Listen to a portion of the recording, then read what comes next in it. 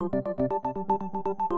U.S. Army general faces a $24,000 fine but no jail time after accepting a plea deal in one of the most high-profile sexual assault cases the military has ever seen. In 2012, Brigadier General Jeffrey Sinclair was accused of sexual assault by a female captain with whom Sinclair was having an affair. Sinclair could have faced life in prison on the original charges. But as the New York Times writes, the prosecution's case began to fall apart after the defense accused the captain of perjury.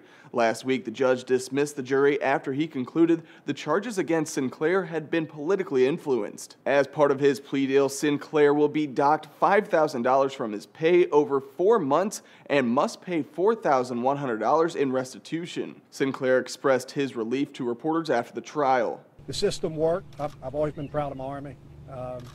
All I want to do now is go up north and hug my kids and see my wife. Sinclair's lawyers were likely relieved as well. The Los Angeles Times notes the general's original plea deal included 18 months of prison time. The defense was reportedly so concerned that Sinclair would get jail time that they brought a black overcoat to shield handcuffs if he had been taken into custody. But proponents of military sexual assault reform are less than thrilled with the verdict. California Representative Jackie Speer called Thursday's sentence a mockery of military justice, a slap on the wrist nowhere close to being proportional to Sinclair's offenses. A WTVD reporter points out Sinclair could potentially face a more severe penalty when his case is looked over by the Army Review Board's agency. A board will reduce or retire him at a reduced rank, which will most likely be Lieutenant Colonel, and he would stand to lose just over $800,000 in retirement and pensions. Sinclair is the highest ranking officer ever to be prosecuted for sexual assault,